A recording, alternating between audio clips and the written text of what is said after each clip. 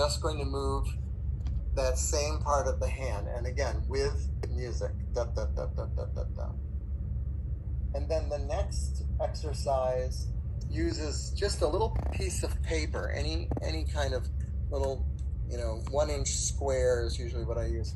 And then I have the student do this, and they're going to polish the neck. Oh, the piece of paper I chose is sticky. Hold on. So I'm basically putting my second finger between the D and the A string, and I'm going back and forth like this on the fingerboard. So I'm polishing the neck. You see, I'm making the same motion for my motor, but the finger is not staying in one place.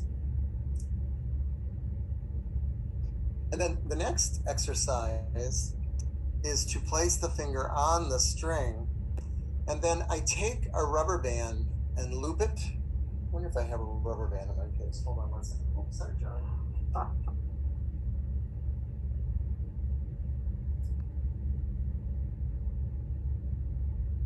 Of course I do. No self-respecting Suzuki teacher ever leaves the house without rubber bands in their case, right? So, so you see what I'm doing is I'm looping the rubber band here. The reason I do this exercise is that I want the child to feel that the motion comes from the base knuckle.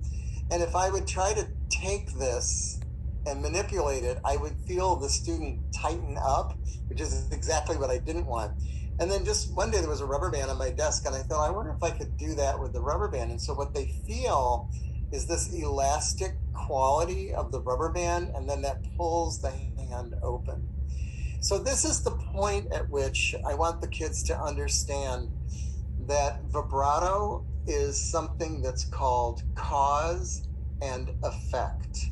So the effect we want is for the finger to open and close in this manner at the very tip joint. That has to have flexibility and open and close.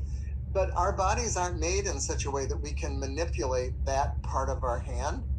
So what we have to do is move the whole hand so that that's the effect. So the cause of the motion is moving the hand back, and the effect is that the finger opens. Okay, do you see that?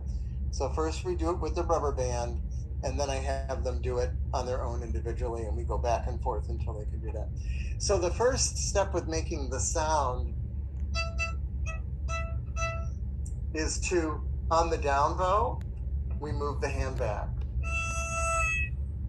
And I want to check the finger and see if it's really flat and collapsed. And then on the up bow,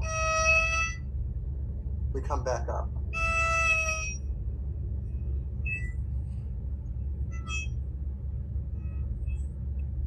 And then they can do that. Then we do, this is what I call the full oscillation.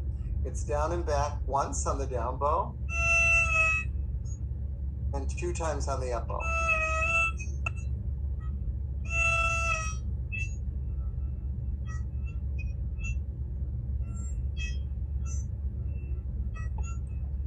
Of course, we're going to do that on every finger. Ed, can you hold your violin a bit more up that we can see your wrist? Oh, okay. Also, I think your original. Sorry about that. Yeah. So you can see I'm making contact here with the base of my hand is touching the bottom rib. So that gives me a fulcrum to move the hand on. Yeah. Thanks, Nina. I'm sorry. I forget you can't see that from where I'm looking. Okay. So this is the first stage. This is developing the form. And when the student can demonstrate that on all 3 fingers,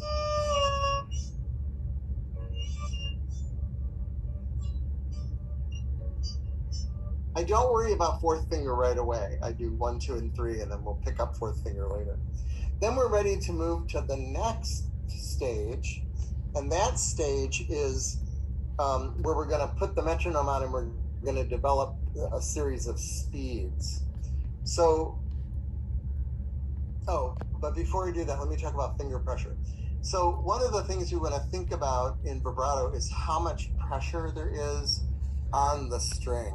So I have this thing I do with the kids. I say there's 5 levels, and I do a number 5 finger is they try to remove it and they can't get it off the string because it's so strong. A level 4 finger it's hard, but they can pull it off. And a level 3 finger would be like normal playing. A level 2 finger is we're pressing down on the string, but we're not making contact with the fingerboard. And a level 1 is not pressing down on the string, just touching it, so it's a harmonic. So 1 is harmonic, 2 is pressing but not making contact with the fingerboard, 3 is normal playing, 4 is too strong, and 5 is way too strong. And then the question that I want to ask the kids is, what level number do we need for doing vibrato? Of course, they always say 3, but the answer is 2.5. So we want just enough pressure to make the note speak, and not any more, because any more pressure is going to lock up that joint right there. So we want to be really careful about that. So then we're going to move to putting the oscillation to a beat.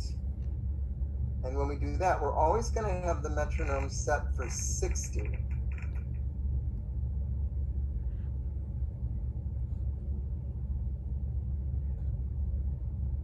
And the first exercise is to do 4 oscillations per bow and 1 oscillation per beat. So it sounds like this.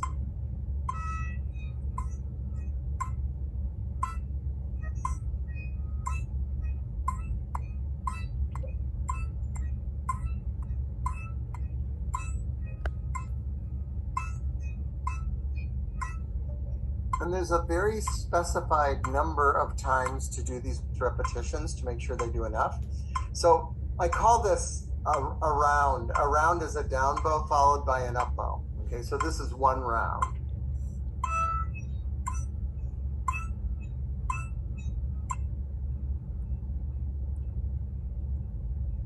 And they're going to do 8 rounds on that finger. Okay? Then, so I think this is a place where we need to have extrinsic motivation. So I always say, get your favorite candy, M&Ms, whatever it is, and you're going to reward yourself. Every time you do 8 rounds, have an M&M. And then move on to the next finger. So then we're going to do 8 rounds.